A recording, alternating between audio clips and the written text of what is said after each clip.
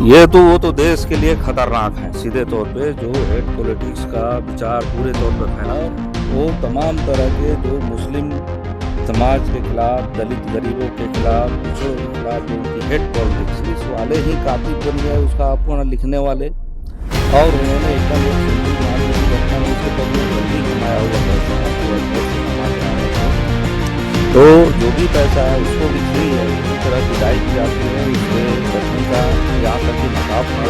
नमस्कार, इस वक्त हम बगहा विधानसभा में मौजूद हैं। इससे पहले यहाँ की वीडियो आपको दिखाया हूँ, लेकिन अभी माहौल अलग है और इंसान भी अलग है। अभी हम जिस शख्स से बात करने वाले हैं, सिकटा विधानसभा के विधायक वीरेंद्र गुप्ता जी हमारे साथ मौजूद हैं। इस मामले में उन्होंने यहाँ पे आकर के पीड़ित परिवार से मिला है और इस कार्रवाई को अभी तक 1 हफ्ते से ज़्यादा हो चुका है, लेकिन अभी तक जहाँ का वहीं है। केस अभी इसमें कोई भी संज्ञान में नहीं है। इनके आने के बाद क्या लगता है बगहा की माहौल बदलेगा, बगहा के पॉलिटिक्स में कुछ चेंजेस आएगी? इसी सभी मुद्दे पे हम बात करेंगे और जानने की कोशिश करेंगे। सर, सबसे पहले आपका बहुत-बहुत धन्यवाद। आपने बगहा आकर के और पीड़ित परिवार से आपने मिलने की कोशिश की है। बहुत बहुत शुक्रिया आपका और आपके दर्शकों का कि आपके जो यूट्यूब चैनल है इसके माध्यम से लोग तक सच्चाई पहुंचेगी। इसके लिए हम समझते हैं कि आप सबको धन्यवाद के पात्र हैं। तो यहाँ हमने अभी जो देखा, ये इमरान जो है आपके बगल में, जो इमरान है, आप इनकी तरफ भी आप देख सकते हैं जरा कि ये जूम करके दिखाओ जरा। है ना, ये बगल में इमरान है। देखिए कि 16 तारीख की घटना है और आज भी इनकी बहुत ही बुरी स्थिति है। इनका इलाज यहाँ बगहा सदर हॉस्पिटल में भी हुआ और फिर जीएमसीएच में भी हुआ। इसके बावजूद इनका कंडीशन अभी ठीक नहीं है।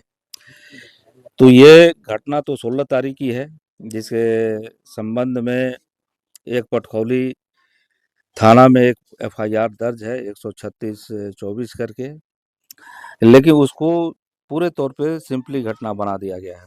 जबकि इन्होंने और इनकी पत्नी ने जो हमारे सामने बयान दिया कि कैसे वो लोग ट्रेन से उतरते हैं और जो जाने का रास्ता है माल गोदाम की तरफ से, वहाँ जाने पर कैसे उनके पत्नी के साथ छेड़खानी होनी शुरू होती है, कैसे कि भगा करके ले जाके ये शादी करना चाहता है। जबकि इमरान के द्वारा ये बताया भी जा रहा है कि नहीं, हमारे तो 3 बच्चे हैं और हमारा तो लोकल ही है, हम मस्तान टोला ही हमारा घर है और आप जांच सकते हैं। लेकिन उसकी बुरी तरह पिटाई की जाती है, उसके पत्नी का यहाँ तक कि नकाब फाड़ करके उसको उलट-पुलट के देखना शुरू कर दिया जाता है।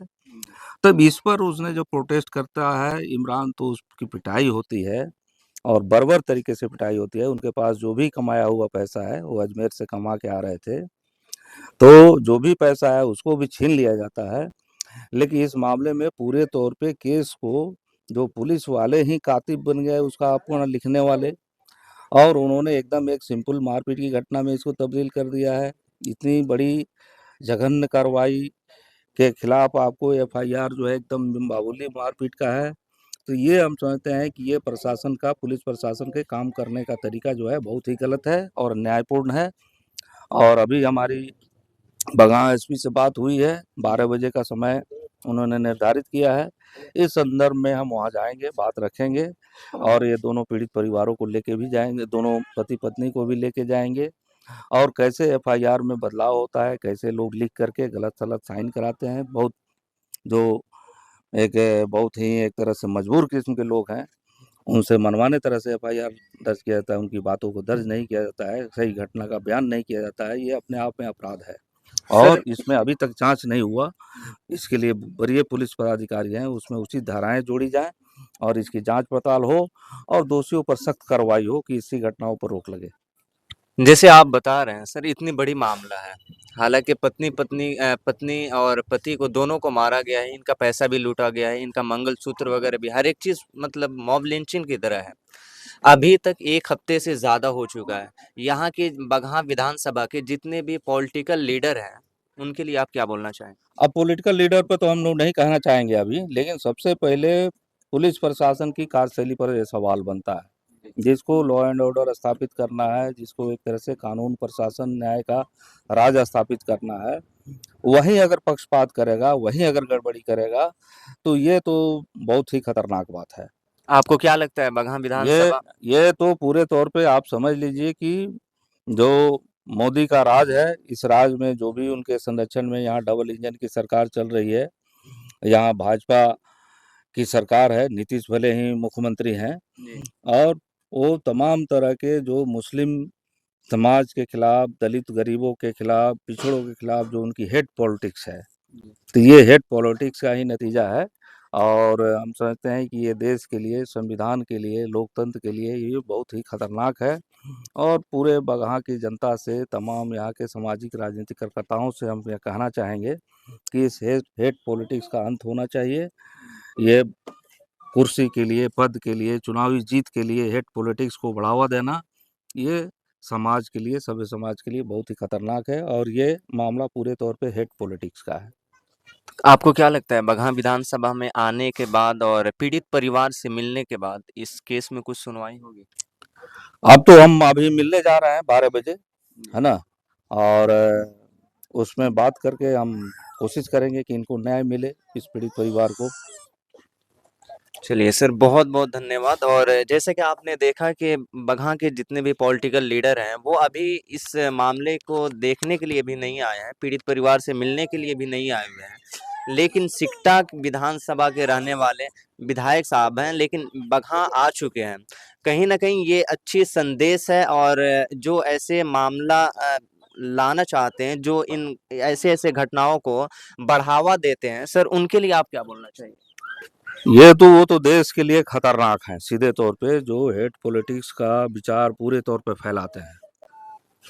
आप सोच लीजिए कि इसका नकाब मुस्लिम लड़की है, इसका नकाब जो है ही उन्हीं के अंदर हेट पॉलिटिक्स करने वाले जो प्रेरित करते हैं, उनकी विचारधारा के आधार पर वो एक कर रहे हैं, और उनको ये समझ नहीं है, ज्ञान नहीं है कि हम क्या कर रहे हैं। तो ये हम यही कहना चाहेंगे कि इस हेट पॉलिटिक्स का अंत होना चाहिए।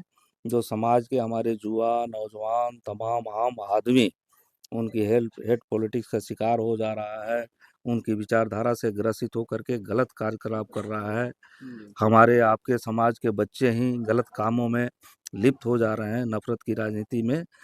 वो आपको जा कर के बड़ी-बड़ी घटनाएँ कर दे रहे हैं। तो ये पहले तो इस पर रोक लगनी चाहिए, ये सीधे तौर पे, ये संविधान के लिए, लोकतंत्र के लिए खतरनाक। जैसे आपने कहा कि नफ़रत की राजनीति, आखिर कब तक चलेगा ये? ये जब तक बिहार की, हिंदुस्तान की जनता पूरे तौर पे सजग नहीं हो जाती है, वो चीज़ों को समझ नहीं जाती है, तब तक तो चीज़ें चल रही है। हालाँकि इस चुनाव में लोगों ने साबित किया